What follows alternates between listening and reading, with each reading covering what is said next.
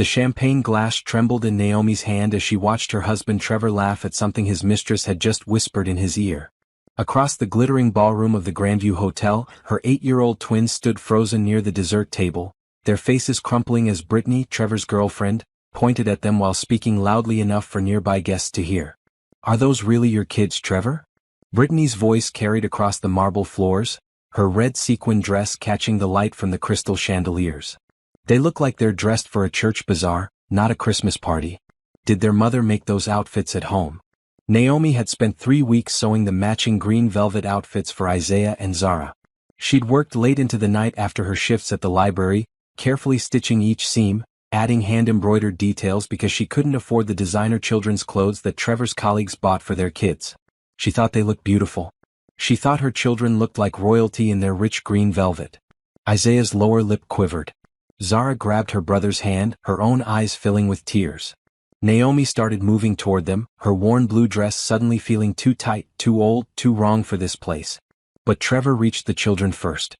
Instead of defending them, instead of protecting his own flesh and blood, he laughed. Actually laughed. "Kids grow so fast, there's no point in spending money on expensive clothes," Trevor said, his arms sliding around Brittany's waist. "Besides, Naomi enjoys her little craft projects. Keeps her busy." The nearby guests shifted uncomfortably. Some looked away. Others whispered behind their hands. Naomi felt every stare like a physical blow as she reached her children and knelt down beside them, ignoring how the action made her old dress strain at the seams. "Let's go get some cookies," she whispered to Isaiah and Zara, trying to keep her voice steady. But before she could stand, Brittany appeared beside them, her expensive perfume overwhelming. "Oh, Naomi, I didn't see you there," Brittany said, though her smirk made it clear she'd seen everything. "You know, if you need some fashion advice, I could recommend my stylist. Though I suppose on a librarian's salary, you probably can't afford her anyway." "Brittany, that's enough," someone said from behind them. Naomi turned to see an older gentleman in an expensive gray suit watching the scene with obvious disapproval. His silver hair and commanding presence suggested importance, but Naomi didn't recognize him. "Oh, Mr. Phillips, I'm just trying to help," Brittany cooed, her tone changing instantly. "You know how generous I am." Mr. Phillips's expression hardened, but he said nothing more. He simply looked at Naomi with something that might have been pity before walking away. Naomi wanted to disappear. She wanted the ground to open up and swallow her whole. "Come on, babies," she murmured to her children, taking each of their hands. But Isaiah pulled away, his small face twisted with anger and hurt. "Why did Daddy laugh at us?" he asked, his voice breaking. "Why didn't he tell her to stop?" Naomi had no answer. She looked across the room at Trevor, who was now posing for photos with Brittany, his hand resting possessively on her hip. He'd brought his mistress to his company Christmas party. He'd introduced her to his colleagues as his girlfriend. And when that same woman mocked his wife and children, he'd done nothing. Worse than nothing. He joined in. "I want to go home," Zara whispered, tears streaming down her round cheeks. "Please, Mama. I want to go home." The drive back to their small apartment felt endless. The twins cried quietly in the back seat, still in their green velvet outfits that Naomi had been so proud of just hours ago. Now, every time she glanced in the rearview mirror and saw those clothes, she felt sick. How had her life become this? 10 years ago, Trevor had been different. Or maybe he'd always been this way and she'd been too young and too in love to see it. They'd met in college. He'd been charming, ambitious, full of dreams about the future. She'd believed in him, supported him, worked 2 jobs to help him start his business while she was pregnant with the twins. And this was her reward. Public humiliation. A husband who didn't even try to hide his affair anymore. A life so small and constrained that she couldn't even afford to buy her children proper party clothes without going into debt. The apartment was cold when they arrived. Naomi turned up the heat, though she worried about the bill. She helped the twins out of their velvet outfits, tucking them into their shared bed in their tiny bedroom. They fell asleep quickly, exhausted from crying. Naomi stood in the bathroom, staring at her reflection. 34 years old, and she looked older. Tired. Defeated. Her natural hair was pulled back in a simple bun because she couldn't afford regular salon visits. Her blue dress, the nicest thing she owned, had a small stain near the hem that she tried to hide. Even her wedding ring looked cheap and tarnished now, nothing like the upgraded diamond ring Trevor had bought for himself last year. She made a decision then, standing in that cramped bathroom with its peeling paint and dripping faucet. She was leaving. She didn't know how, didn't know where she'd go or how she'd support her children, but she couldn't do this anymore. She couldn't let Isaiah and Zara grow up thinking this was normal, thinking this was love. Naomi began pulling clothes from the closet, stuffing them into garbage bags because they didn't own proper suitcases. The twins didn't have much. Their toys were mostly from thrift stores. Their clothes were hand-me-downs or things Naomi sewed herself. But it would be enough. They'd make it work somehow.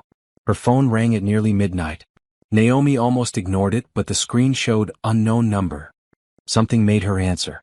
"Is this Naomi Harrison?" A man's voice asked, professional and formal. "Yes, who is this?" "My name is Gregory Patterson. I'm a lawyer with Patterson, Burke and Associates. I'm calling about your father, Robert Harrison." Naomi sank onto the edge of the bed. She hadn't heard her maiden name in years. And her father, she barely remembered him at all. He'd left when she was 5 years old. Her mother never spoke about him except to say he was gone and wasn't coming back. Her mother had died 3 years ago, taking whatever secrets she had about Robert Harrison to her grave. "I don't understand," Naomi said slowly. "I haven't seen my father since I was a child. I understand this is unexpected, Miss Harrison. However, your father passed away 2 weeks ago, and there are urgent matters regarding his estate that require your immediate attention. Could you come to our office tomorrow morning? I realize it's Saturday, but this truly cannot wait. I'm sorry for your loss, but I don't see what this has to do with me. My father abandoned me 30 years ago." "Miss Harrison," Mr. Patterson's voice softened slightly, "your father never forgot about you. And what he left behind, it's going to change your life. Please come to the office at 9 a.m. The address is 1500 Capitol Boulevard, Suite 3000. This is important. More important than you can possibly imagine."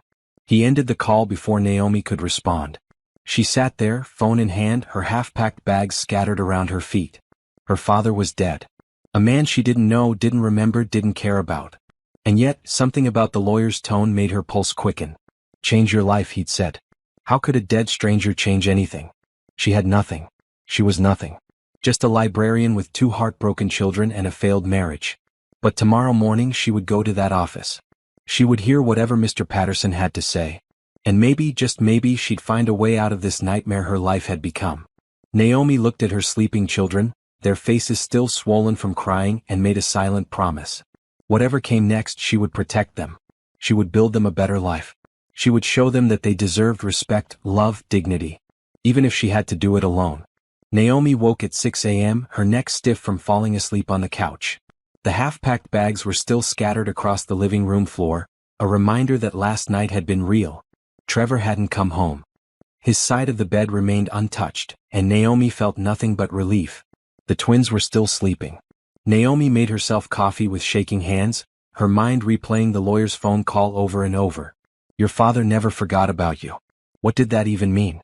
If he'd never forgotten, why hadn't he reached out? Why had he let her grow up believing he didn't care? At 7:30, Isaiah and Zara stumbled out of their bedroom rubbing their eyes. They were quieter than usual, the memory of last night hanging over all of them like a dark cloud. "Morning, my loves," Naomi said, forcing brightness into her voice. "How about pancakes? Is Daddy home?" Zara asked, peering around the corner toward the master bedroom. "No, baby. And I need to talk to you both about that." Naomi knelt down to their level, taking each of their hands. "We're going to be staying somewhere else for a while. Just the 3 of us. Would that be okay?" Isaiah nodded immediately, but Zara's face crumpled. "Because Daddy doesn't love us anymore?" The words hit Naomi like a punch to the chest. "Oh, sweetheart, no. That's not. Daddy loves you both very much. Things are just complicated right now between grown-ups. But you two? You're my whole world. And I'm going to take care of you. I promise." She made them pancakes shaped like hearts, using the last of the pancake mix.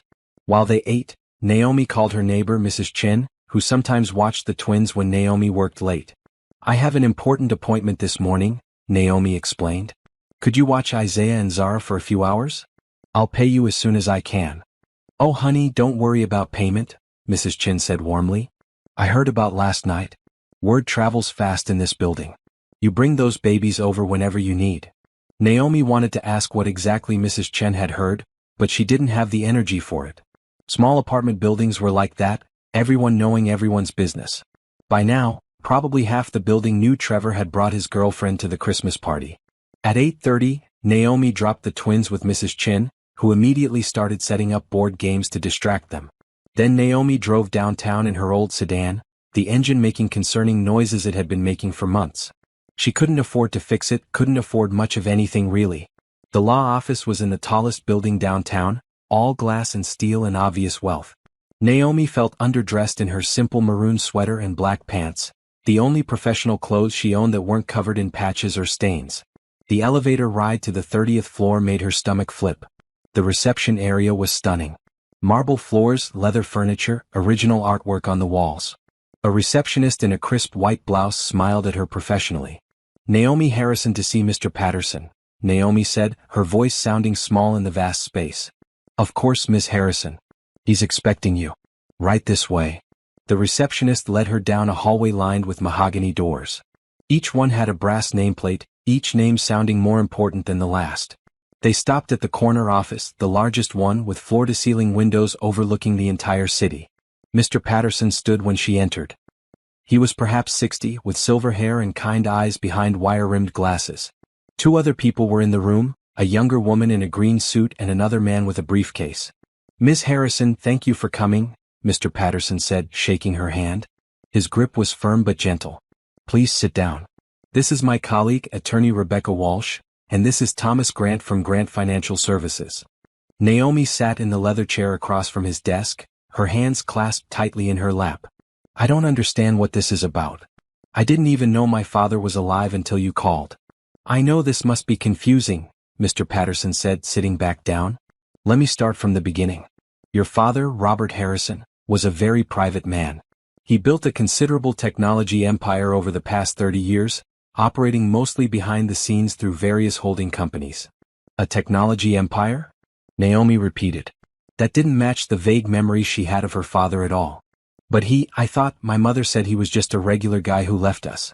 "Your father and mother had a complicated relationship," Rebecca Walsh said gently. "From what we understand, your mother asked him to leave and to stay away from you. She wanted a normal life for you, away from the pressures that came with his business success. He honored that request even though it broke his heart." Naomi felt anger stirring in her chest. "So he just abandoned a 5-year-old child? That's supposed to make sense."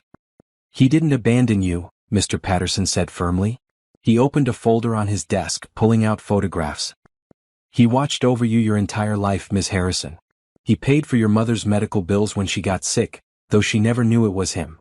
He set up a trust fund for your education that your mother refused to access. He attended your high school graduation from the back row. Your college graduation too."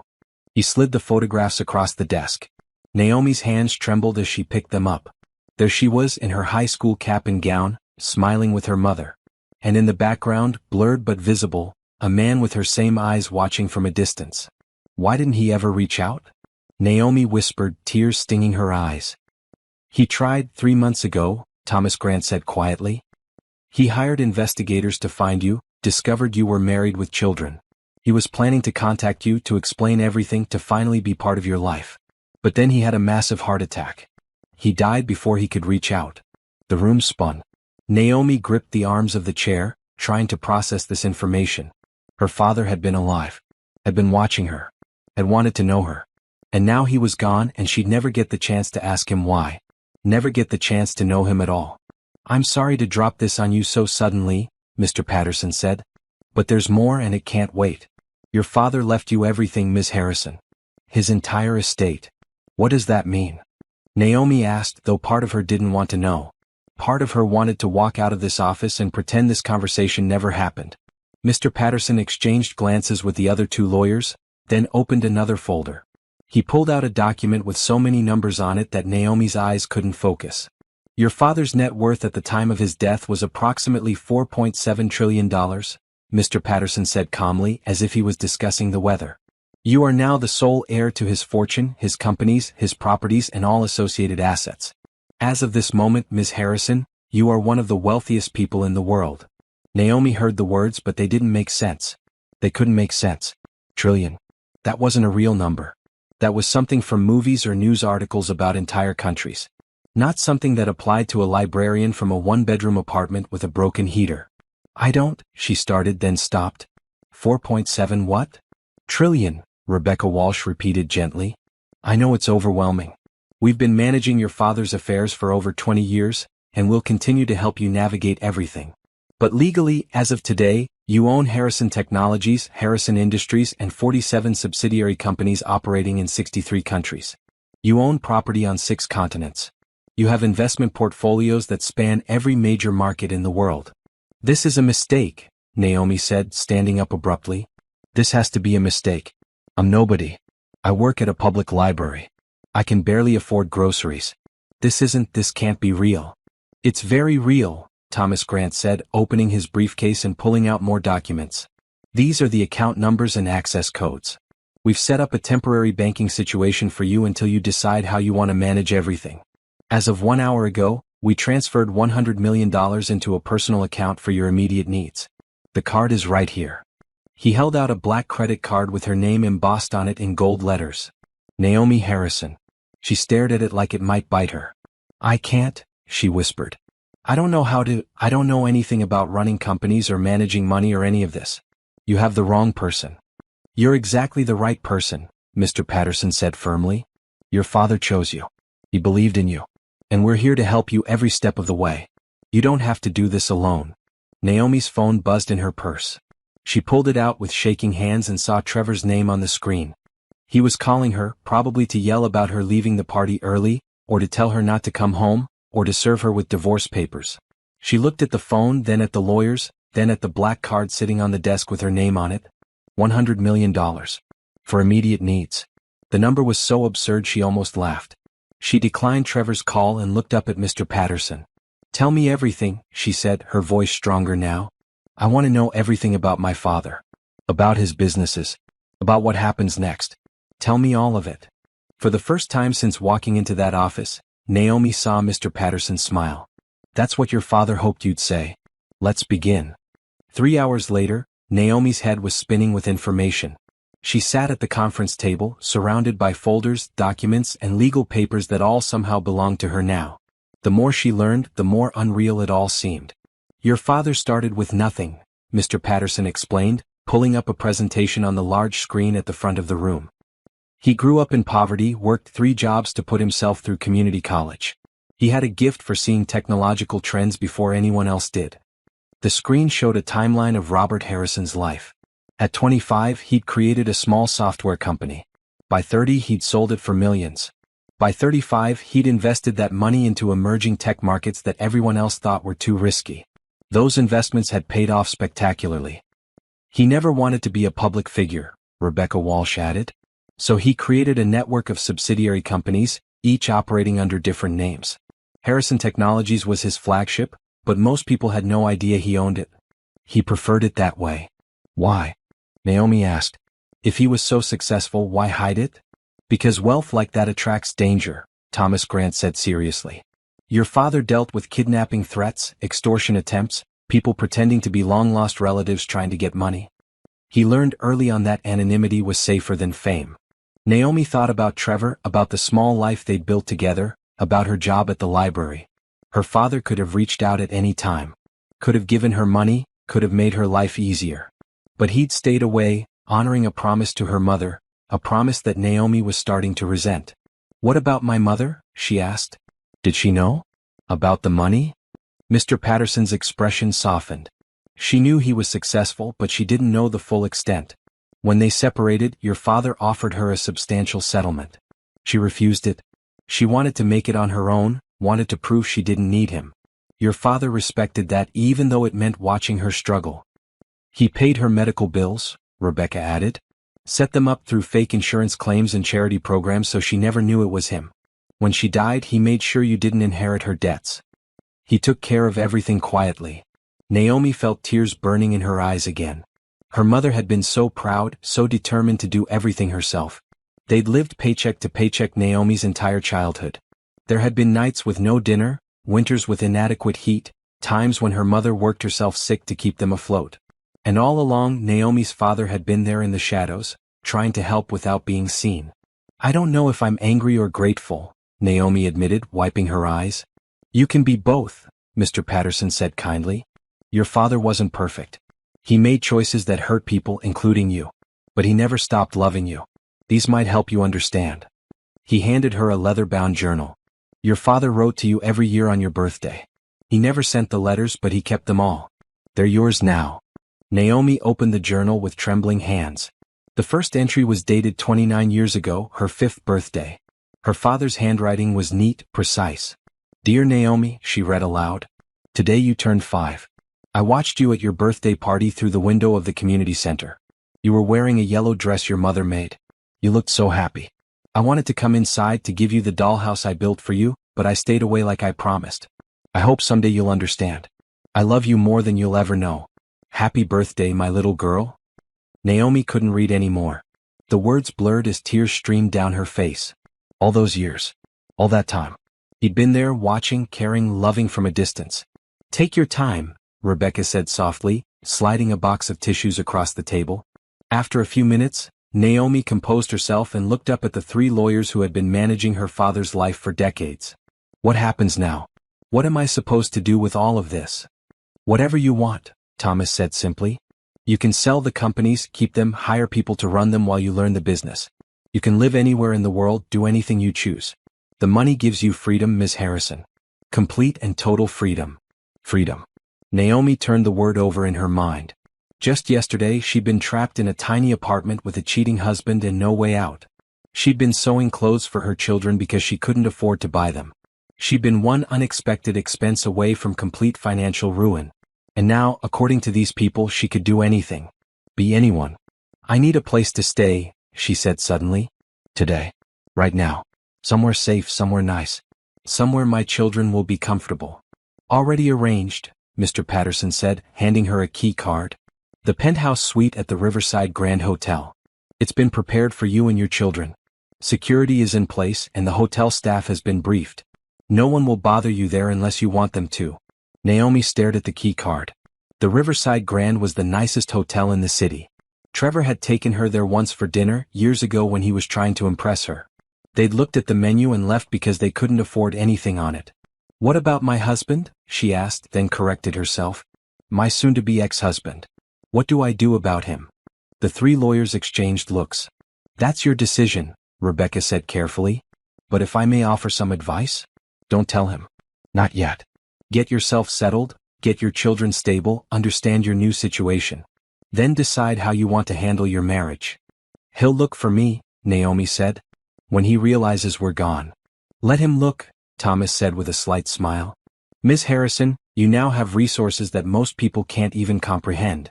If you want to disappear from your old life completely, we can make that happen. New identities if necessary, though I don't think you'll need to go that far. Your husband has no legal claim to any of this. You inherited it after your marriage and we'll make sure it stays separate property. I don't want him to have any of it, Naomi said firmly. Not a penny. He chose another woman. He humiliated our children. He gets nothing. Understood, Mr. Patterson said, making notes. We'll begin divorce proceedings whenever you're ready. Given your new financial position, I'd recommend we handle it aggressively. Protect your assets, establish custody, make sure everything is ironclad. Naomi nodded, feeling a strange sense of calm settling over her. For the first time in 10 years she had power. Real power. The kind that couldn't be taken away or diminished or mocked. There's one more thing, Rebecca said, pulling out a folder. Your father's estate includes several properties in the city. One of them is a mansion in the Oakwood Heights neighborhood. 15 bedrooms, 10 bathrooms, pool, tennis courts, 5 acres of land. It's been maintained but unoccupied for years. Your father bought it hoping someday you and your family would live there. She showed Naomi photographs of the most beautiful house she'd ever seen. It looked like something from a magazine with columns and gardens and rooms bigger than her entire current apartment. That's mine? Naomi whispered. All yours. We can have it prepared for you to move in within a week if you'd like. Naomi looked at the photos, at the key card to the hotel, at the black credit card, at the journal full of letters from a father she never knew. Her entire life had changed in a single morning. Everything she thought she knew about herself, about her family, about her place in the world, it was all different now. I need to pick up my children, she said, standing up. Her legs felt shaky, but her voice was strong. They're waiting for me. And then I need to go back to my apartment one more time. I need to get our things and leave before Trevor comes home. We can send people to pack for you, Thomas offered. You don't have to go back there at all. No, Naomi said. I need to do it myself. I need to walk out of that place knowing I'm never coming back. I need that closure. Mr. Patterson stood and extended his hand. Your father would be proud of you, Ms. Harrison. The way you're handling this, the strength you're showing, that's exactly who he hoped you'd become. Naomi shook his hand, then Rebecca's, then Thomas's. She gathered the journals, the documents, the key cards, and the credit card. All the proof that her life was no longer what it had been. I'll call you tomorrow, she said. After I've had time to think. After my children are settled. Then we'll figure out everything else. We'll be here whenever you need us, Mr. Patterson assured her. Day or night. You're not alone in this. As Naomi rode the elevator back down to the ground floor, she caught her reflection in the mirrored walls. She looked the same as when she'd arrived. Same maroon sweater, same tired eyes, same uncertain expression. But inside, everything had shifted. She wasn't poor Naomi anymore, the woman with the cheating husband and the hand-sewn clothes and the broken-down car. She was Naomi Harrison, daughter of Robert Harrison, heir to a fortune so vast she couldn't even comprehend it yet. And Trevor, Brittany, everyone who had ever looked down on her or pitted her or dismissed her, they had no idea what was coming. Naomi smiled as the elevator doors opened. For the first time in longer than she could remember, she felt something that almost resembled hope. Naomi's hands shook as she drove back to Mrs. Chen's apartment. The black credit card sat in her purse like it weighed 1,000 pounds. $100 million. For immediate needs. She still couldn't wrap her mind around it. Mrs. Chen opened the door with a warm smile. Naomi, honey, come in. The twins are in the living room playing cards. Isaiah and Zara looked up when she entered, their faces brightening. They ran to her, and Naomi knelt down to hug them both tightly. These were her reasons for everything. These two beautiful children who deserved so much better than what they'd been given. Thank you so much for watching them, Naomi said to Mrs. Chen. I can't tell you how much I appreciate it. Anytime, dear. Is everything okay? You look different somehow. Naomi laughed, a slightly hysterical sound that she couldn't quite control. Everything is very different, Mrs. Chen. Very, very different. But I think it's going to be okay. She drove the twins back to their apartment, trying to figure out how to explain what was happening without overwhelming them. They were 8 years old. How did you tell 8-year-olds that their grandfather they'd never met had left them a fortune? The apartment looked smaller and shabbier than ever when they walked in. The walls needed painting. The carpet was stained. The furniture was mismatched and worn. This place had been home for 8 years, but Naomi realized she'd never actually liked it. She just told herself it was enough because she couldn't imagine anything better. Babies, sit down, she said, settling on the couch with Isaiah on one side and Zara on the other. Mama needs to tell you something important. Are we in trouble? Zara asked worriedly. No, sweetheart, not at all. Do you remember how Grandma Jean used to tell you stories about your Grandpa Robert? The man who was Mama's daddy? Both twins nodded. Naomi's mother had told them sanitized versions of the story, leaving out the pain and abandonment but painting Robert as someone who had loved them from far away. Well, Grandpa Robert died a few weeks ago. And it turns out he was a very successful businessman. He left us some money to help us have a better life. How much money? Isaiah asked, his 8-year-old mind probably imagining enough for new video games or maybe a bike. A lot of money, Naomi said carefully. Enough that Mama doesn't have to work at the library anymore unless she wants to. Enough that we can move to a much nicer house. Enough that you can go to a better school and have new clothes and toys and anything you need. Are we rich? Zara asked, her eyes wide. Naomi thought about how to answer that. Yes, baby. We're rich. Very rich. And that means our lives are going to change in some big ways. But the most important thing, the thing that never changes, is that we're a family. The three of us. That's what matters most. Isaiah frowned, processing this information. What about Daddy? The question Naomi had been dreading. Daddy and I are going to live in different places now. You'll still see him sometimes, but things are going to be different with him too. Because he was mean at the party? Zara asked softly. Partially because of that, yes. But also because Mama and Daddy aren't happy together anymore. Sometimes grown-ups need to live separately so everyone can be happier. Does that make sense? Neither of them looked happy about it, but they both nodded. Naomi pulled them close, breathing in the scent of their hair, feeling their small bodies pressed against hers. Right now we're going to pack some bags, she said. We're going to stay at a really fancy hotel for a little while. It has a pool and room service and everything. Would you like that? Their faces lit up, and Naomi felt some of the tension ease from her chest. Children were resilient. They would adapt. They would heal. She would make sure of it. They spent the next 2 hours packing. Naomi moved quickly, efficiently, taking only what they needed immediately. Clothes, toiletries, the twins' favorite toys. She left most of the furniture, the dishes, all the stuff that had made up their life here. She didn't want any of it. It all reminded her of Trevor, of being small and helpless and trapped. She was loading the last bag into her car when Trevor's Mercedes pulled into the parking lot. Naomi's heart sank. She'd hoped to be gone before he came home. Trevor got out of his car, his expensive suit rumpled, his eyes bloodshot. He'd obviously been drinking. "Where the hell are you going?" he demanded, stalking toward her.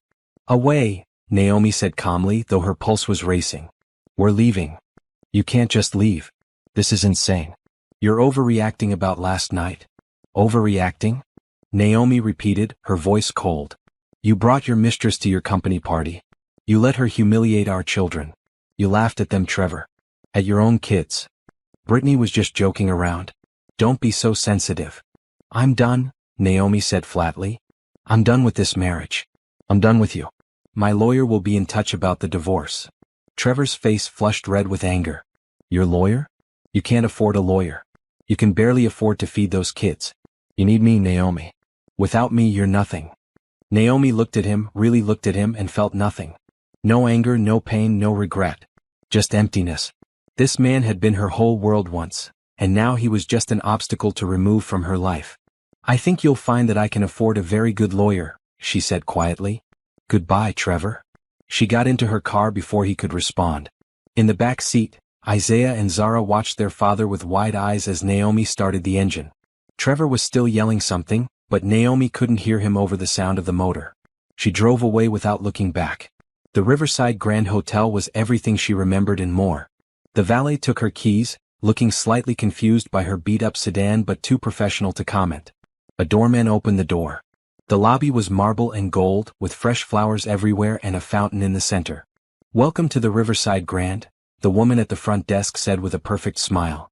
"Checking in?" "Yes. Naomi Harrison. I believe a suite has been reserved." The woman's eyes widened slightly. "Of course, Miss Harrison. The penthouse is ready for you. Let me get someone to help with your bags." Within minutes, they were in a private elevator heading to the top floor. The twins pressed their noses against the glass, watching the lobby shrink below them. When the doors opened, Naomi gasped. The penthouse wasn't a room. It was an entire floor. Living room, dining room, full kitchen, 3 bedrooms, 3 bathrooms, and a terrace with a view of the entire city. The furniture was elegant, the colors were rich blues and greens, and everything was clean and new and beautiful. "Mama, is this really ours?" Zara whispered, spinning in a circle to take it all in. "For now, yes," Naomi said, her voice choked with emotion. "Do you like it?" Both twins nodded, too overwhelmed to speak. They explored every room, exclaiming over the huge bathtubs, the television screens, the beds with their fluffy comforters. Naomi followed them, still not quite believing this was real. There was a knock on the door. Naomi answered it to find a man in a black suit holding a folder.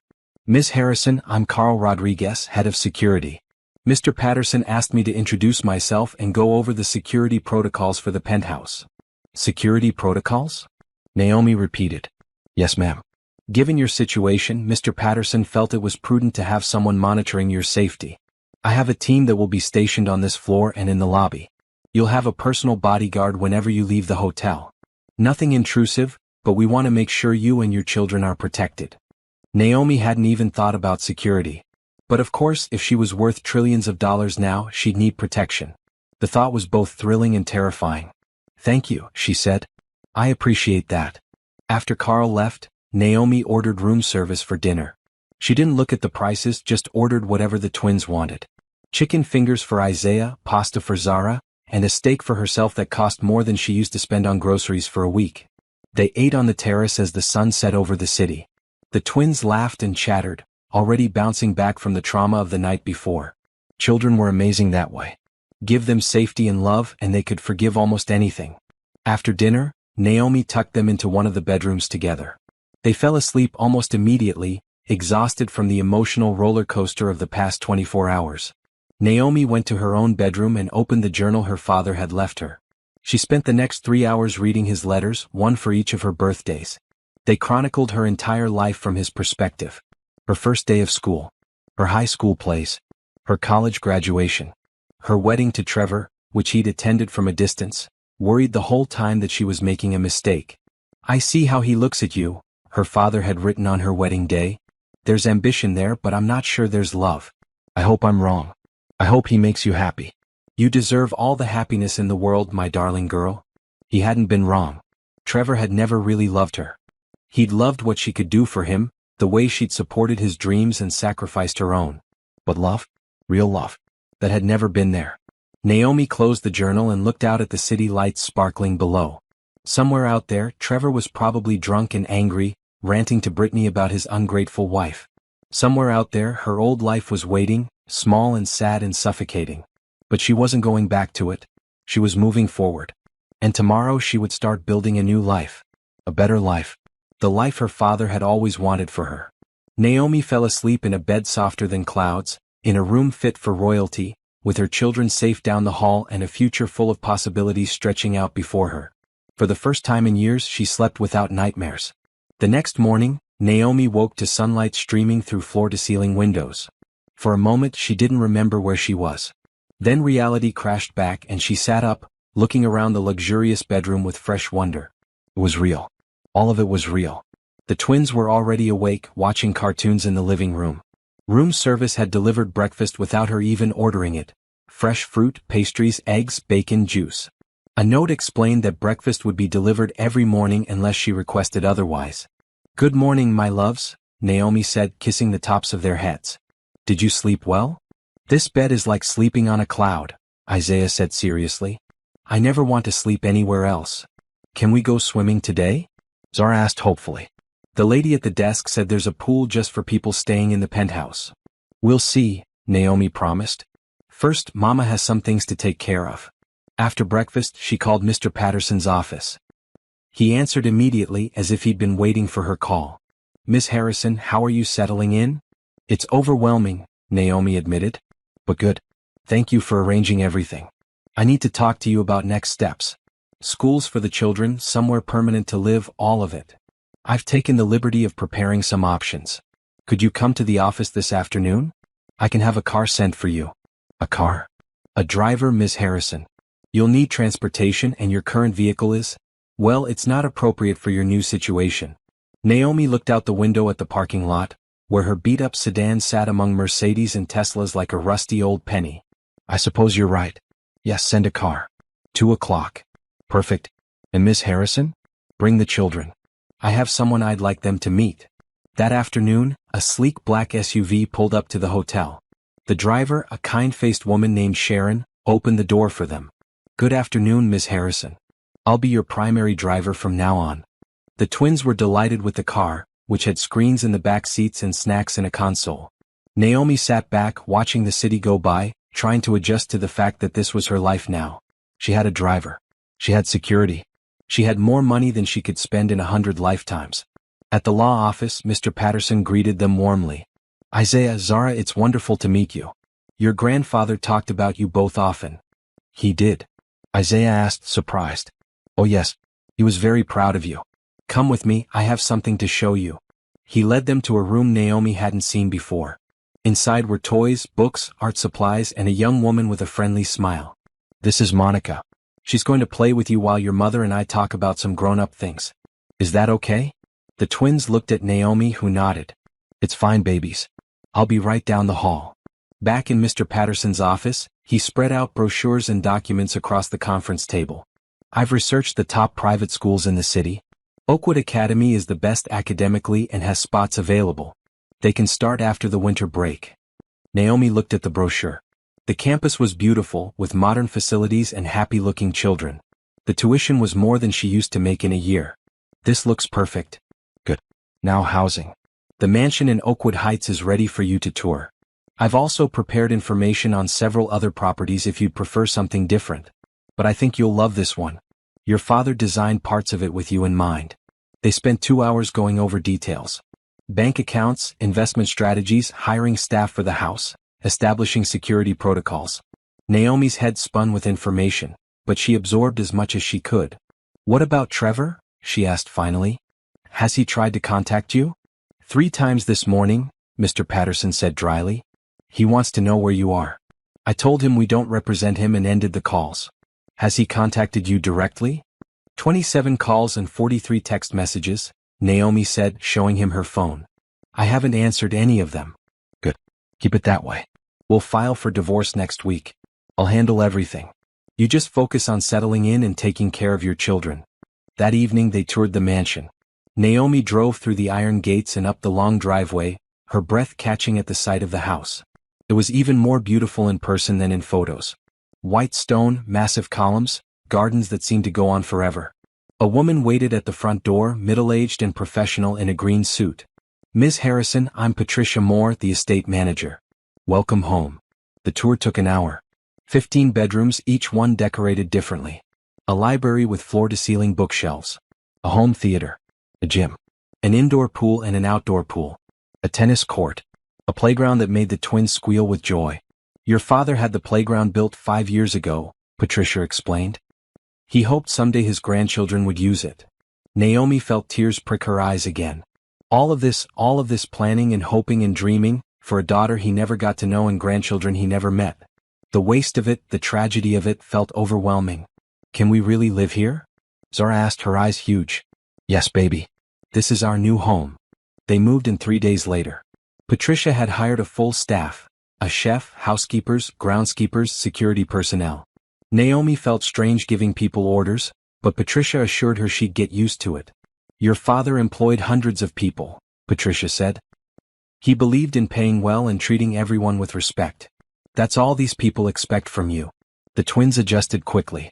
Isaiah claimed a bedroom with blue walls and a view of the tennis court. Zara chose one painted green with a window seat overlooking the gardens.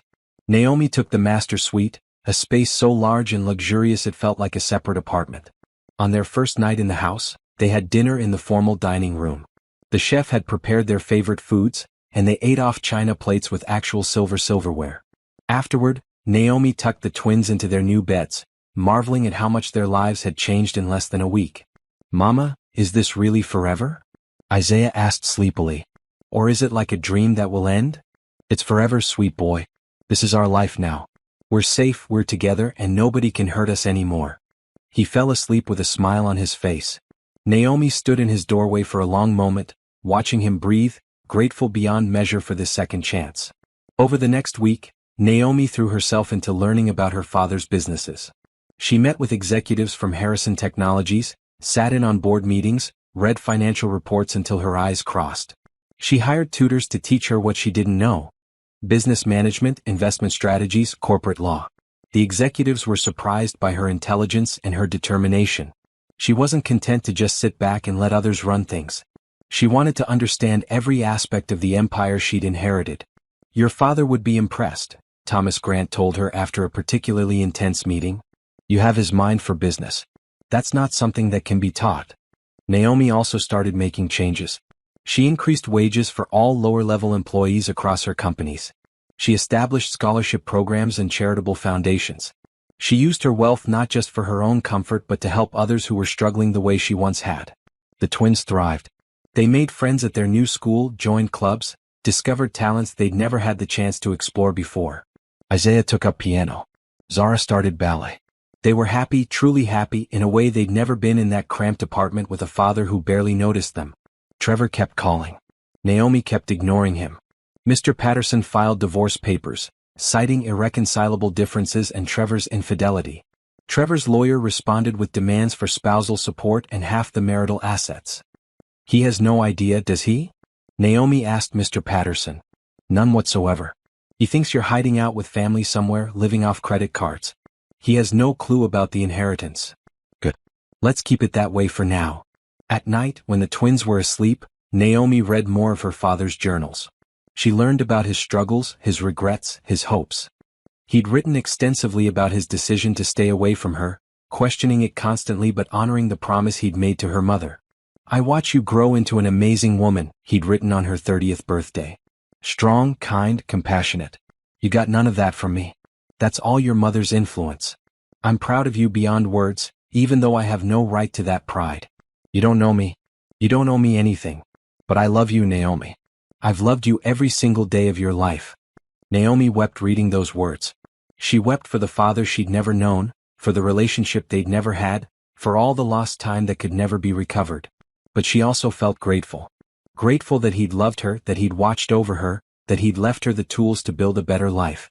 1 month after the Christmas party, Naomi stood in her new home office, looking out at the gardens where her children played. She was wearing a maroon business suit that cost more than her old car. Her natural hair was styled beautifully by a professional. Her nails were manicured, her skin glowing from the spa treatments Patricia insisted she needed. She looked successful. She looked powerful. She looked like someone who belonged in this world of wealth and influence. And for the first time in her life, Naomi felt like she was exactly where she was supposed to be. 3 months after inheriting her father's fortune, Naomi barely recognized her old life. She stood in the boardroom of Harrison Technologies, presenting a quarterly report to executives who had decades more experience than she did. Her voice was confident, her presentation polished. She'd worked for weeks preparing this, learning every detail of the company's operations. Our investments in renewable energy are performing beyond projections, she said, pulling up a chart on the screen. I propose we expand this division and reduce our holdings in fossil fuels by another 20% over the next fiscal year. Some of the older board members exchanged glances. Richard Coleman, a man in his 60s who'd worked with her father for years, spoke up. That's an aggressive timeline, Ms. Harrison. Your father preferred a more cautious approach. My father built this empire by taking calculated risks, Naomi countered. The market is shifting towards sustainable energy faster than anyone predicted. If we don't adapt quickly, we'll lose our competitive edge. She clicked to another slide showing competitor analysis and market trends. She'd learned fast over the past months, absorbing information like a sponge. Every evening after the twins went to bed, she studied business reports, attended virtual seminars, consulted with experts. I'm impressed, Richard admitted.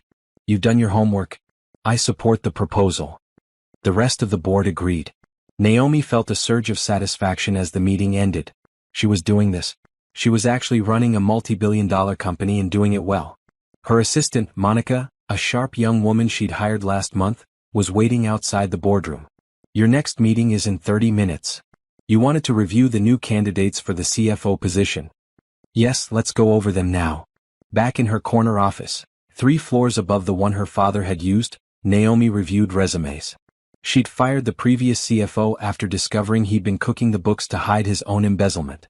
The betrayal had stung, but it had also taught her an important lesson. Trust was earned, not given freely. Her phone buzzed with a text from Patricia. The twins' school play is at 6 p.m. Would you like me to hold dinner until 7:30? Naomi smiled.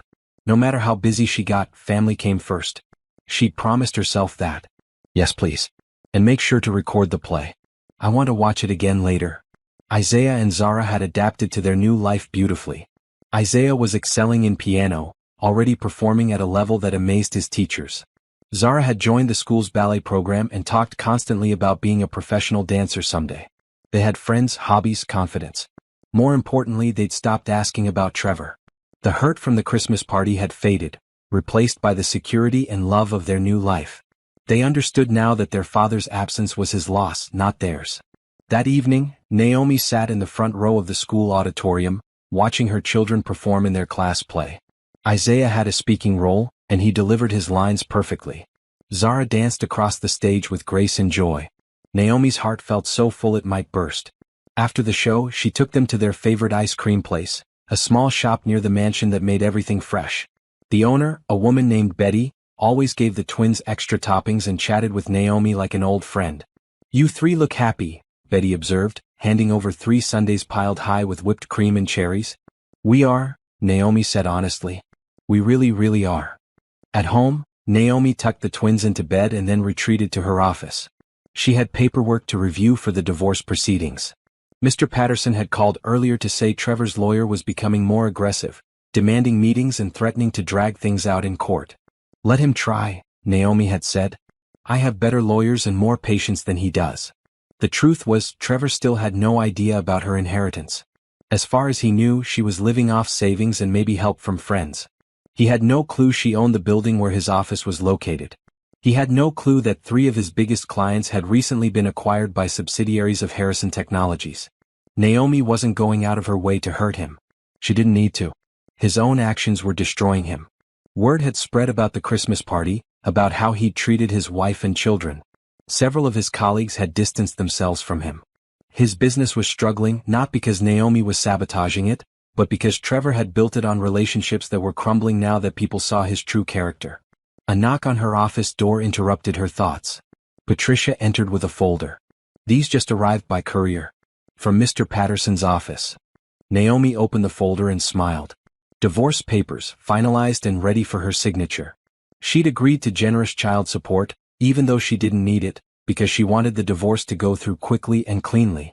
She'd agreed to split the minimal marital assets, mostly just Trevor's car and some furniture from their old apartment. In return, she'd kept her inheritance completely separate. Trevor would never know about the money. He'd never have any claim to it. He would walk away from this marriage with almost nothing, which was exactly what he deserved. She signed the papers and called Mr. Patterson. "They're ready. How soon can this be final? If Trevor's lawyer agrees to the terms, which they will because it's more than fair, we could have a judge sign off within 2 weeks." "Good. I want this finished." The next few weeks passed in a blur of activity. Naomi launched a new initiative at Harrison Technologies to provide paid parental leave and childcare benefits for all employees. She started a foundation to support single mothers, remembering her own mother's struggles. She invested in a women's business accelerator program. The media started noticing her. Articles appeared about the mysterious new CEO of Harrison Technologies, the woman who'd appeared seemingly out of nowhere and was already making waves. Naomi gave a few carefully managed interviews, talking about her father's legacy and her plans for the company's future. She never mentioned Trevor or her previous life. That was behind her now, a closed chapter. One afternoon, Naomi was leaving a business lunch downtown when she saw a familiar face. Brittany, looking less polished than she had at the Christmas party. Her designer clothes were still expensive, but there was something defeated about her posture. Their eyes met. Brittany's widened in recognition and surprise. Naomi simply nodded politely and continued to her car, where Sharon waited. She didn't owe Brittany a conversation or an explanation. "Everything all right, Ms. Harrison?" Sharon asked, noticing Naomi's expression. "Everything's perfect," Naomi said. And it was true. That evening, Naomi hosted a dinner party at the mansion. She'd started building a social circle, meeting other business owners and community leaders. The guests included Richard Coleman from the board, a local congresswoman, the dean of the university's business school, and several other influential people. Patricia had outdone herself. The dining room looked spectacular, with fresh flowers and elegant table settings. The chef had prepared a 5-course meal. Naomi wore a stunning red dress and jewelry that had belonged to her father's mother, her grandmother she'd never met. She moved through the party with confidence, making conversation, building relationships, establishing herself as someone to be taken seriously. The congresswoman in particular seemed impressed by Naomi's foundation work. "We need more people like you in the business community," she said. "People who remember what it's like to struggle and use their resources to help others." "I'll never forget where I came from," Naomi said simply. "That's what drives everything I do." After the guests left, Naomi kicked off her heels and walked through the quiet house. The twins were asleep upstairs. The staff had cleaned up and gone home. She stood in the library, surrounded by books, and thought about the journey that had brought her here. For months ago, she'd been broken, humiliated, trapped in a life that was slowly suffocating her. Now she was free, powerful, building something meaningful with the resources she'd been given. She picked up her father's journal and read the last entry he'd written, just weeks before his death. "Naomi, if you're reading this, it means I'm gone. I'm sorry I never got to tell you in person how proud I am of you. You're strong, capable, and kind. Everything I built for you. Not because I thought you needed saving, but because I wanted to give you options. I wanted you to have the freedom to choose your own path, to build your own life without constraints. Use what I've left you however you see fit. Just promise me you'll be happy.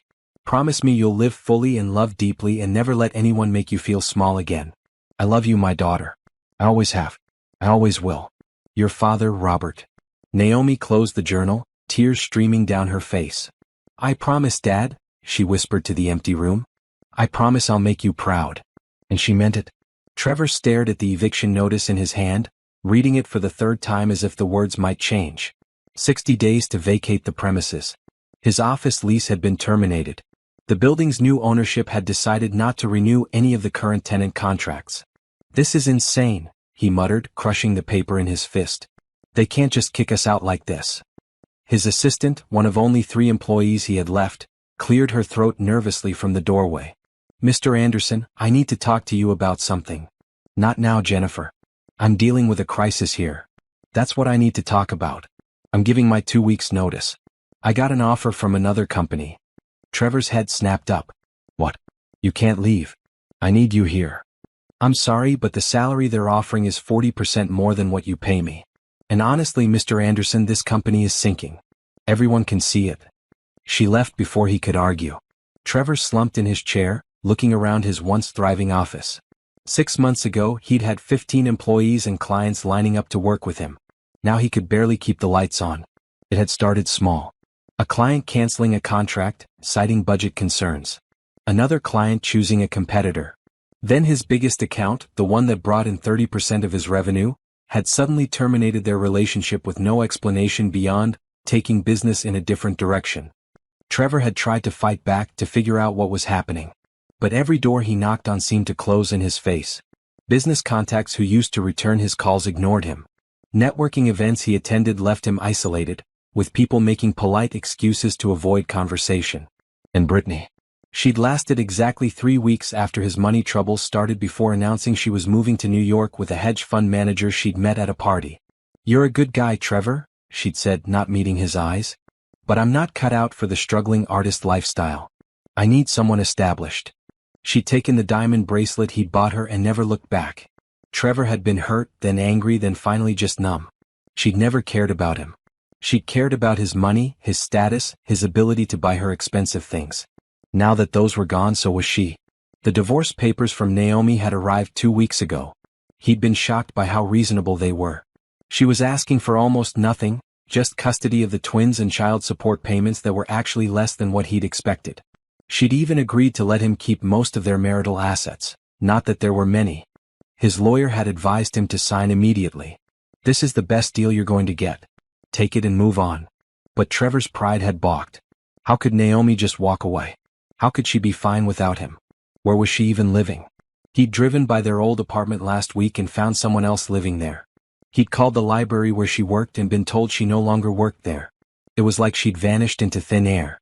He'd hired a private investigator, spending money he didn't have to track her down. The investigator had come back with almost nothing. "She's living somewhere in the city, but I can't pin down an exact location. She's using different credit cards, ones I can't trace. It's like she doesn't want to be found." Trevor had been furious. What was she hiding? How could a librarian afford to hide so thoroughly? Now, sitting in his soon-to-be former office, Trevor finally signed the divorce papers. What choice did he have? He needed to cut his losses, start over somehow. He called the number for Naomi's lawyer, Mr. Patterson. "This is Trevor Anderson. I'm ready to sign the divorce agreement. Can we set up a meeting?" "Certainly, Mr. Anderson. How about tomorrow at 10 a.m.? The next morning, Trevor arrived at the law office in his best suit, which was looking worn after months of wear without replacement. The building was impressive, more impressive than he remembered. How had Naomi afforded this lawyer? Mr. Patterson's secretary led him to a conference room. "Mr. Patterson will be with you shortly." Trevor waited, bouncing his leg nervously. The room was elegant, with artwork on the walls that looked original and expensive. Everything about this place screamed money and power. Mr. Patterson entered, followed by another lawyer. "Mr. Anderson, thank you for coming. This is my colleague, Ms. Walsh. Let's get this finalized, shall we?" They went through the papers methodically. Trevor signed where indicated, feeling a strange mixture of relief and resentment. 10 years of marriage reduced to a stack of legal documents. "That's everything," Mr. Patterson said finally, gathering the papers. "The judge will sign off within a few days and your divorce will be final. Do you have any questions?" "Yeah, I have a question," Trevor said, unable to help himself. "Where is Naomi? How is she affording you? What's going on?" Mr. Patterson's expression didn't change. "My client's financial situation is not your concern, Mr. Anderson. She's moved on with her life. I suggest you do the same." "Moved on?" "She disappeared. She took my kids and vanished. Don't I have a right to know where they are?" "You have visitation rights as outlined in the custody agreement," Ms. Walsh said coolly, "which you haven't exercised once in the 4 months since you and Ms. Harrison separated. Your children are safe, happy, and well cared for. That's all you need to know." Trevor stood up abruptly. "This is garbage. You're all hiding something. I'm going to find out what it is.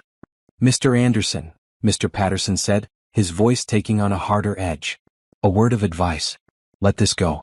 Move forward with your life. Continuing to pursue Ms. Harrison will only cause you more problems. Trust me on this. Trevor stormed out of the office, taking the elevator down to the lobby. In the parking garage, he sat in his Mercedes, the one asset from his marriage that had any value left, and tried to calm down. Something was wrong. Something didn't add up. Naomi couldn't afford lawyers like that. She couldn't just disappear with the kids and maintain a lifestyle that kept her hidden. Someone was helping her. But who? He pulled out his phone and called his investigator again. I need you to dig deeper. I don't care what it costs. I want to know where my ex-wife is and where her money is coming from. Mr. Anderson, I've already told you she's covered her tracks very well. Whoever is helping her knows what they're doing. Then figure it out. There has to be something. Check her family, her friends, anyone she might have turned to. Her family is just her mother, who died 3 years ago. No siblings, no close relatives that I can find. Her father abandoned them when she was a kid. He's probably dead or completely out of the picture. Trevor paused. Her father. Did you actually verify he's dead? No actually. I assumed based on the timeline. Let me look into that. Do it. And let me know what you find. Trevor drove aimlessly for a while, trying to piece together the puzzle. Who was Robert Harrison? What had happened to him? Could he somehow be connected to Naomi's sudden disappearance? His phone rang. Richard Coleman, one of his former business contacts. Trevor answered eagerly, hoping for good news. Richard, thanks for calling back. I wanted to talk to you about that contract we discussed last month. That's why I'm calling, Trevor. I need to tell you something and you're not going to like it. Our company has decided not to do business with you anymore. Permanently. What? We've worked together for 5 years. Because you're bad for business, Richard said bluntly. People talk, Trevor. Word gets around. What you did at that Christmas party, letting your girlfriend humiliate your wife and kids, that showed everyone exactly what kind of man you are. That was months ago. Was a mistake. I've apologized. Have you? Have you apologized to your children? Have you even seen them since that night? Trevor was silent. The truth was he hadn't tried very hard to see Isaiah and Zara. He told himself he was too busy dealing with his business crisis. But really he just didn't know what to say to them. That's what I thought, Richard said. Listen, Trevor, you're toxic right now. Every major player in this industry knows what you did. Some of us had business partners at that party who witnessed it. And let me tell you, when someone treats their own family like that, nobody wants to risk doing business with them. Who were these business partners? I didn't see anyone I knew there. That's because you weren't paying attention. You were too busy parading around with your mistress. Mr. Phillips was there from Sterling Investments.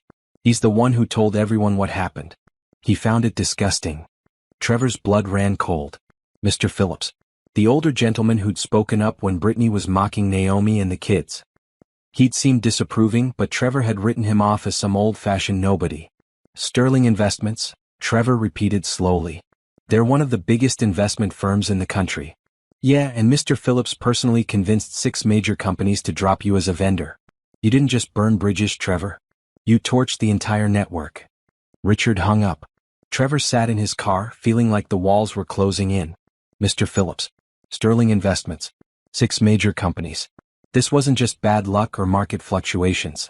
This was targeted. This was intentional. Someone was systematically destroying his business. Someone had taken that one terrible night at the Christmas party and turned it into ammunition to ruin his entire life. But who had that kind of power? Who cared enough about Naomi to go to war for her? Trevor's investigator called back that afternoon. I found something interesting about Robert Harrison, Naomi's father. He didn't just abandon them. He became extremely successful. Built a tech empire, actually. But here's the weird part, he died about 4 months ago.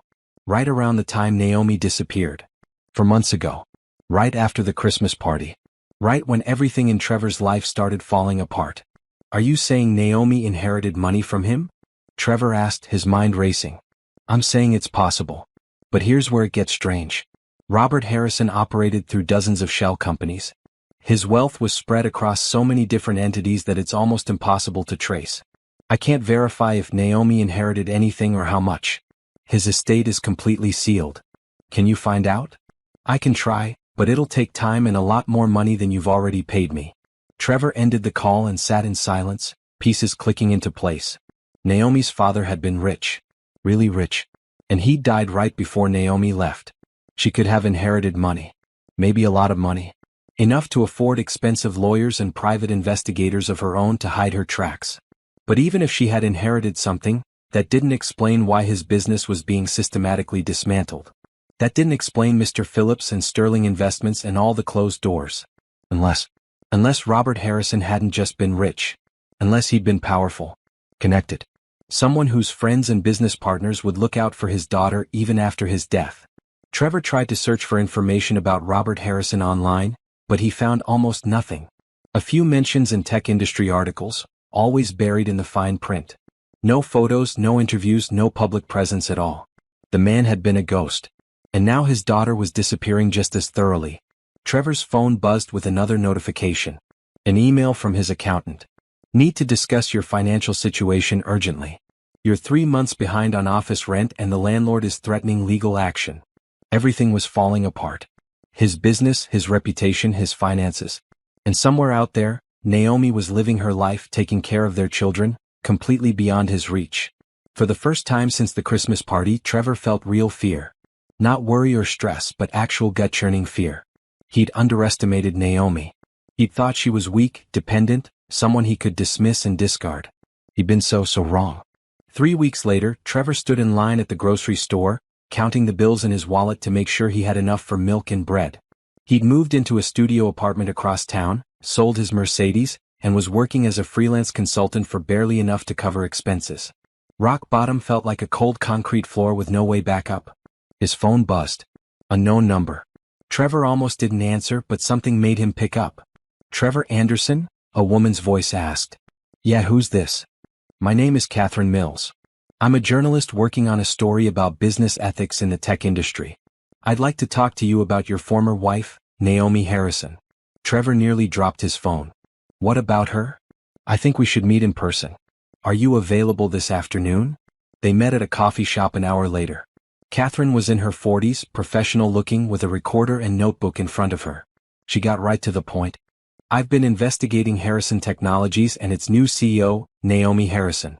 Apparently, she inherited the company from her father 4 months ago. She's making waves in the industry, implementing progressive policies, launching charitable foundations.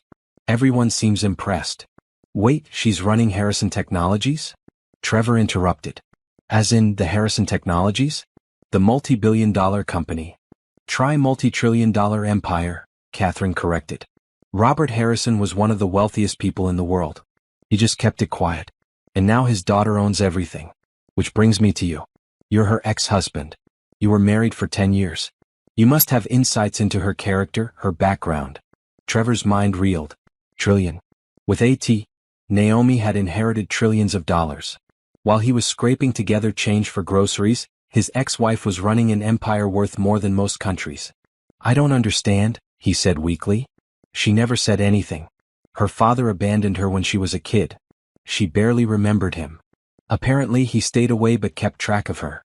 Left her everything when he died. Catherine leaned forward. Here's what I'm trying to figure out. Why did you divorce? What was your relationship like?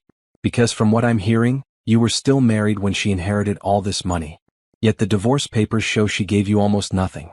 That suggests either incredible generosity on her part or something else entirely.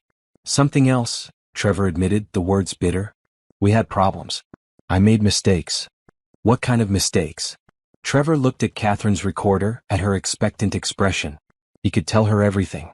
Paint himself as the victim, claim Naomi had changed after getting the money, that she'd abandoned him unfairly. He could probably get sympathy, maybe even a settlement if he sued for a portion of the inheritance. But as he opened his mouth to speak, he remembered that night at the Christmas party. The look on Isaiah's face when Brittany mocked his clothes. The tears in Zara's eyes. The way Naomi had tried to shield them while Trevor did nothing. I had an affair, he said quietly. I brought my girlfriend to a company Christmas party and let her humiliate my wife and children in public. Then I acted surprised when Naomi left me. That's the story. That's what kind of man I am. Catherine's expression shifted. And Naomi didn't know about the inheritance at that point? She found out right after she left me. Timing was just coincidence, I think. Or maybe fate. But she didn't leave me because of money. She left me because I'm a terrible person who treated her and our kids like garbage. That's remarkably honest, Mr. Anderson. Yeah, well, honesty is about all I have left. Trevor stood up. Are we done here? Actually, I have one more question. If you could talk to Naomi now, what would you say? Trevor thought about that. What would he say?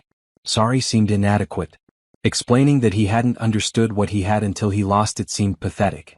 Begging for another chance felt insulting to everything she'd endured. I tell her I hope she's happy, he said finally. I hope she gives our kids the life I couldn't.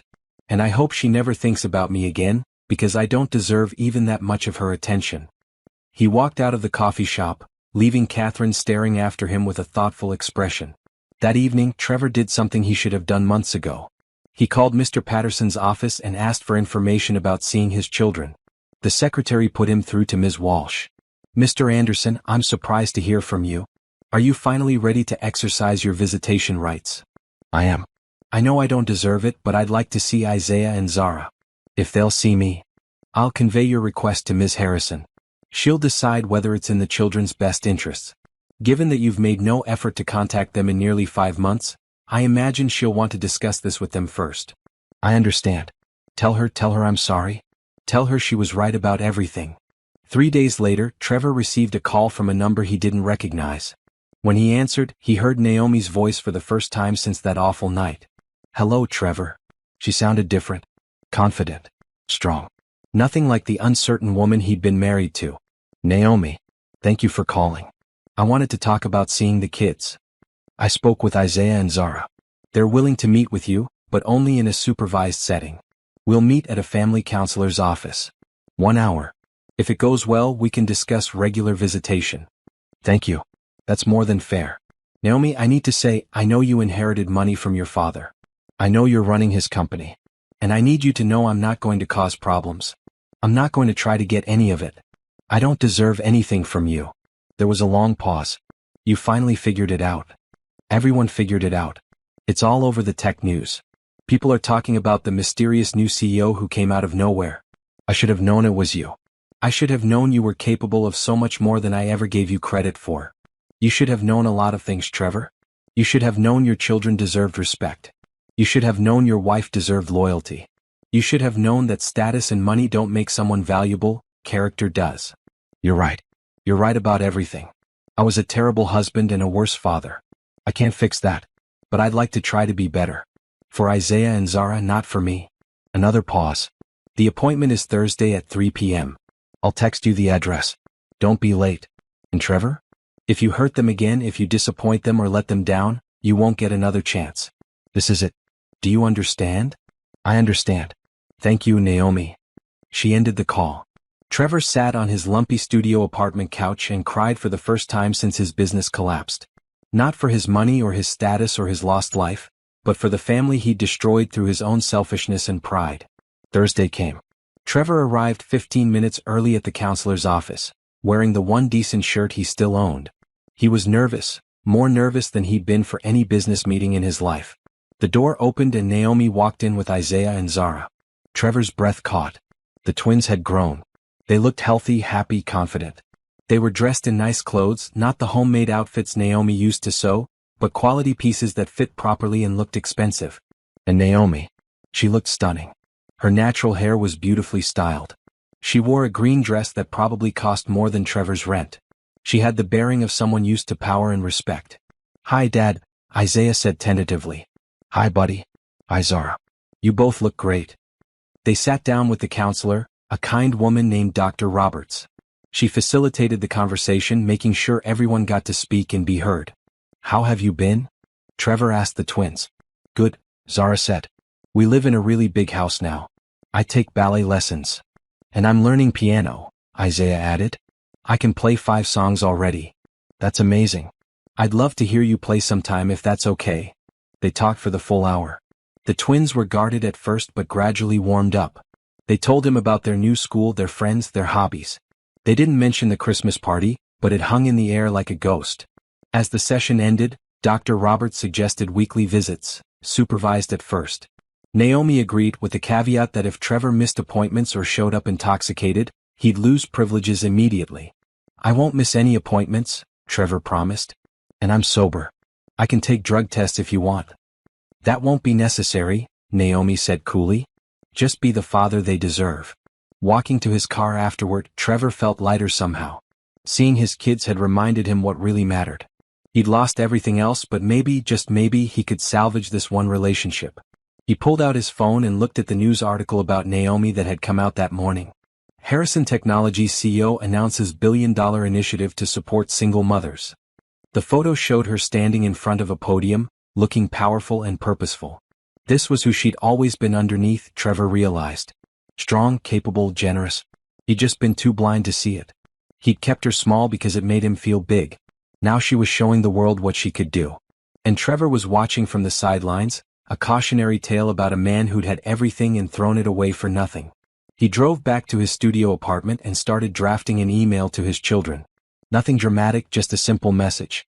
I love you both. I'm sorry I wasn't a better dad. I'm going to try to do better. Love, Dad. It wasn't much. But it was honest.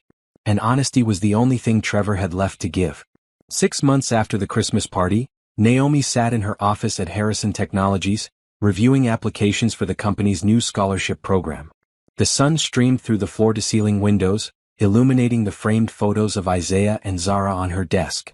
Her assistant knocked. Ms. Harrison, Mr. Phillips from Sterling Investments is here for your lunch meeting. Naomi stood, smoothing her blue suit. Send him in. George Phillips entered, the same distinguished gentleman who'd witnessed the Christmas party disaster.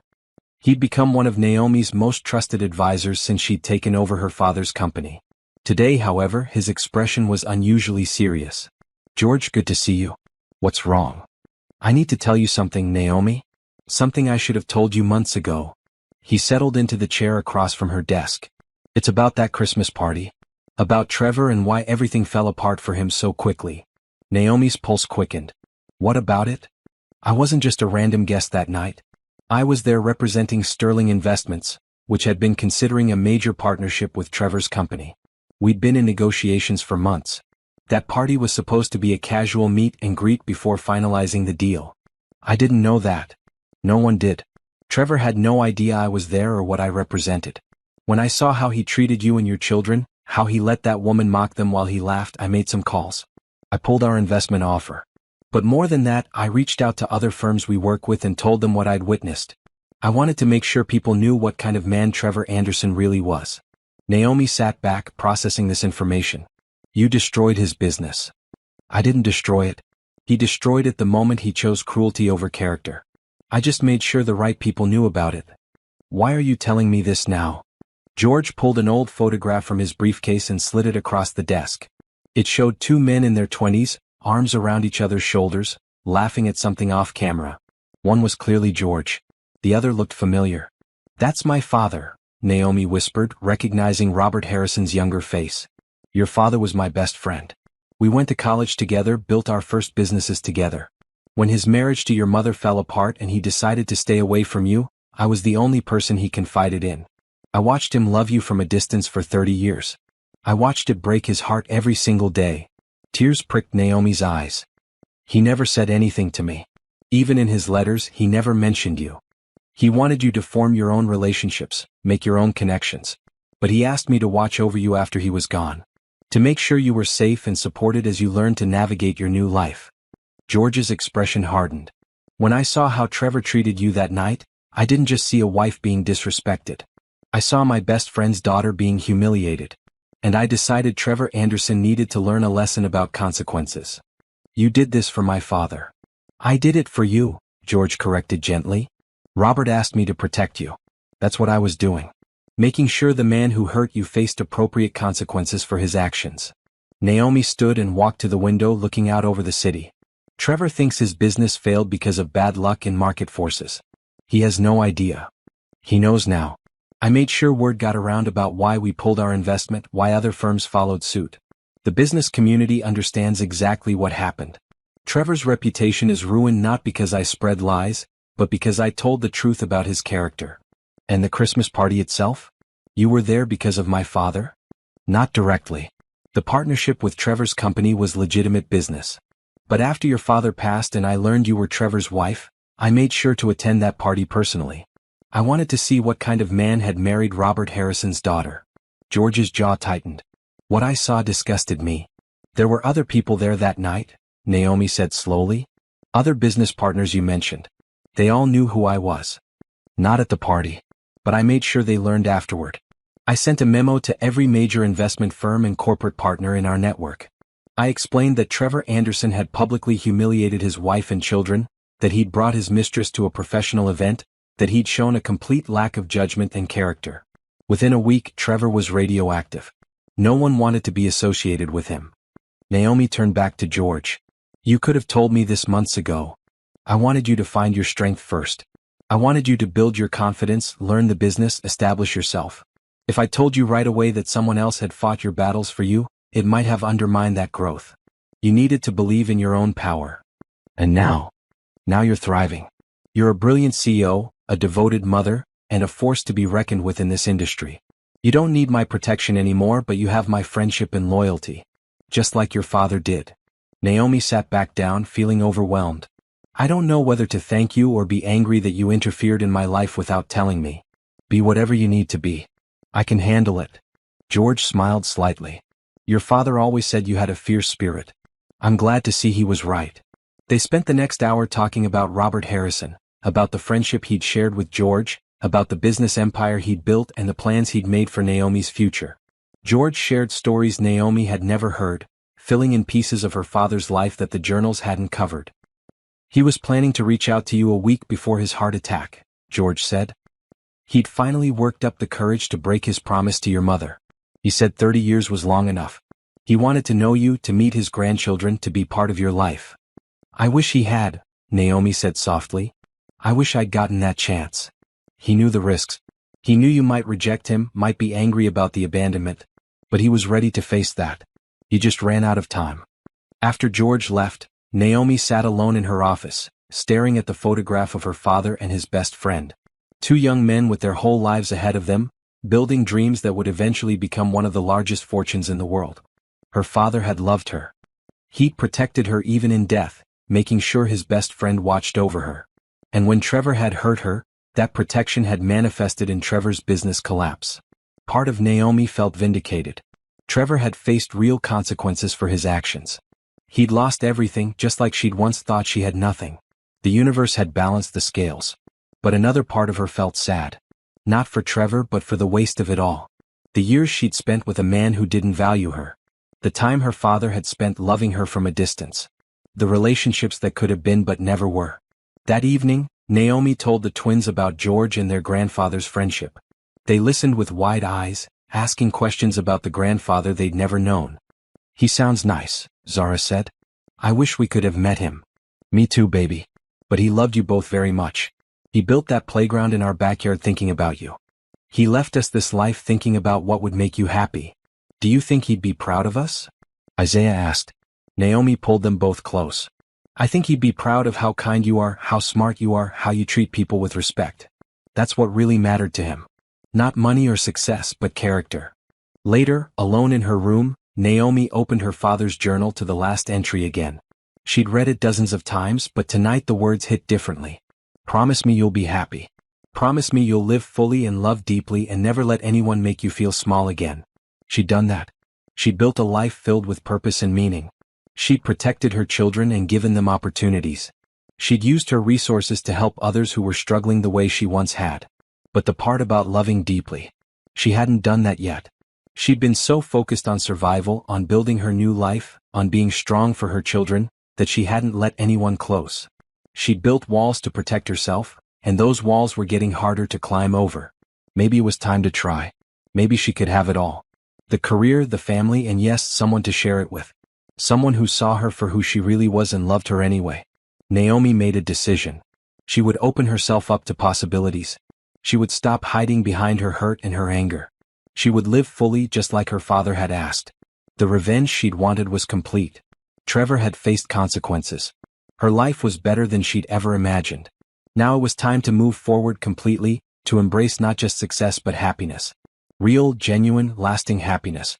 8 months after the Christmas party that had changed everything, Naomi stood on the terrace of her mansion, watching the sun set over the gardens.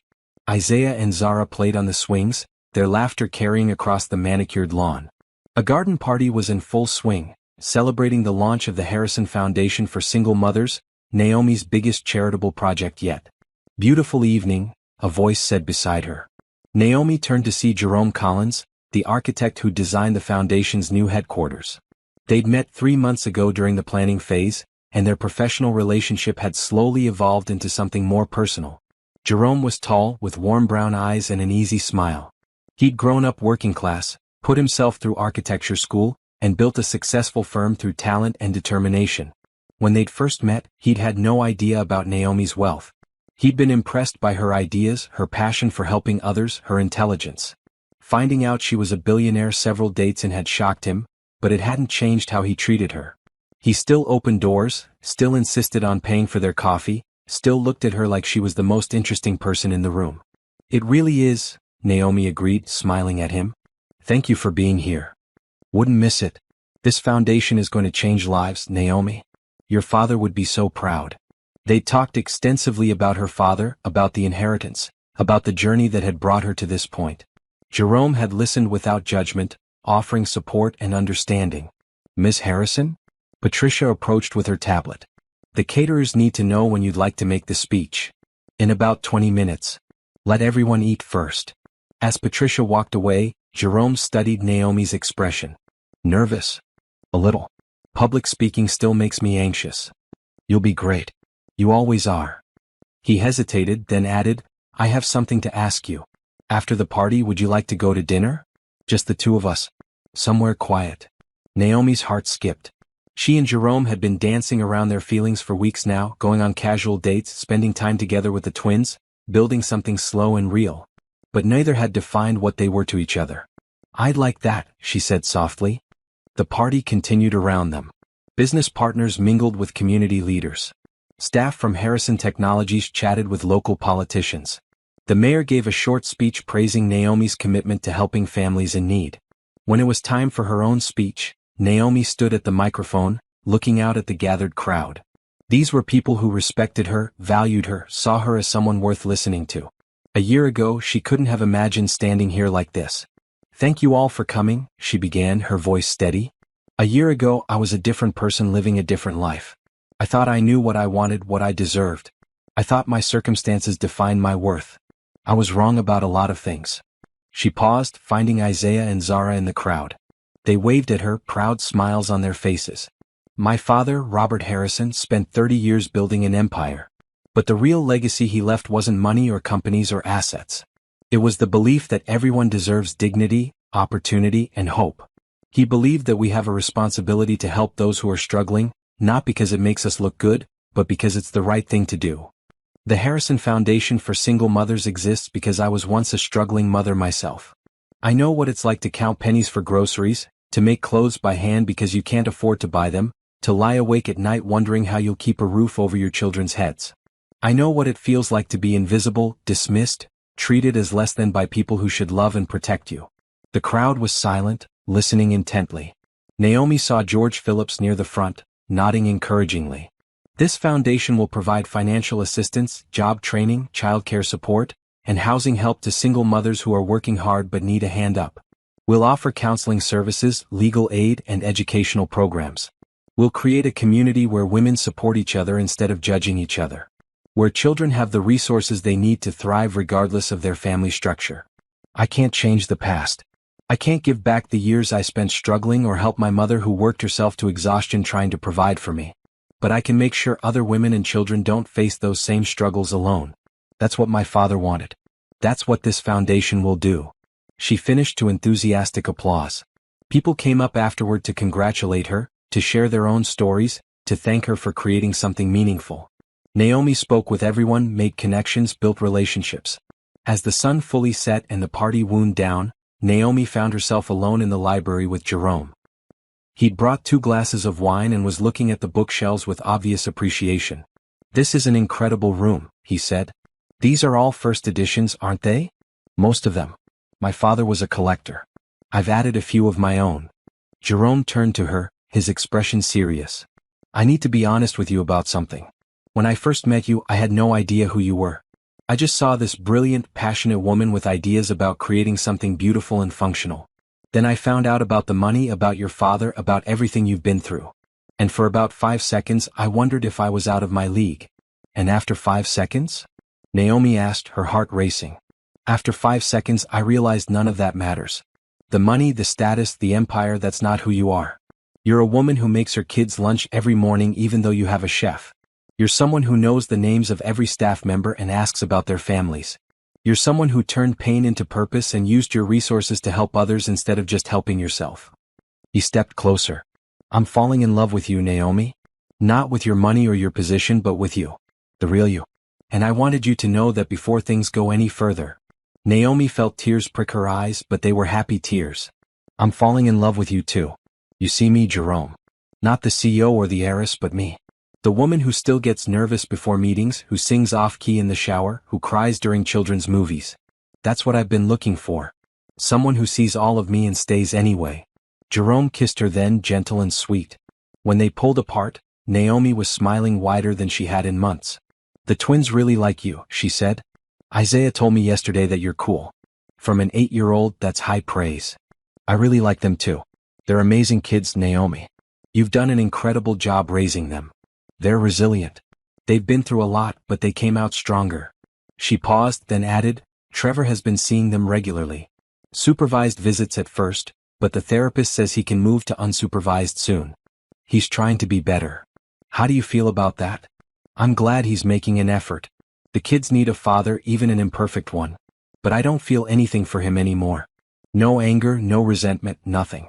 He's just someone I used to know who's learning to be a better person.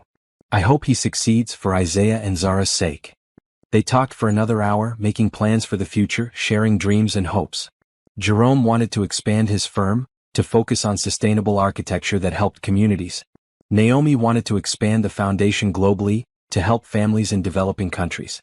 They talked about traveling together, about introducing Jerome to the twins more formally, about building something real and lasting. Later, after Jerome left and the twins were asleep, Naomi sat in her father's library, reading his journals one more time. She'd read them cover to cover at least a dozen times, but they still brought her comfort. I did it, Dad, she whispered to the empty room. I built the life you wanted for me. I'm happy. The kids are happy. We're safe and loved and thriving. I hope wherever you are, you can see that. I hope you know it wasn't for nothing. She closed the journal and looked around the beautiful library, at the life she'd built from the ashes of her old one. She'd wanted revenge once, wanted to make Trevor pay for hurting her and their children. But she'd learned that living well truly was the best response. Trevor's punishment had come from his own actions, not from anything she'd done. She'd focused on building instead of destroying, on healing instead of hurting. And in the process, she'd become the woman her father had always believed she could be. A knock on the library door made her look up. Isaiah stood there in his pajamas, holding a book. Mama? Can you read to me? I can't sleep. Of course, baby. Come here. Isaiah climbed onto the couch beside her, snuggling close. Naomi opened the book and began to read, her voice soft and soothing. This was everything. This moment, this child, this life they'd built together. All the money in the world couldn't buy what really mattered. Love, safety, family, peace. Zara appeared in the doorway a few minutes later, not wanting to miss out. She curled up on Naomi's other side, and Naomi adjusted to hold them both, continuing the story. They fell asleep like that, the three of them together on the library couch, surrounded by books and possibility and love. When Patricia found them an hour later, she simply draped a blanket over them and turned off the light, leaving the family to sleep in peace. Outside, the stars shone over the mansion and the gardens and the city beyond. Tomorrow would bring new challenges, new opportunities, new moments to build on everything Naomi had created. But tonight this was enough. This was everything. This was home.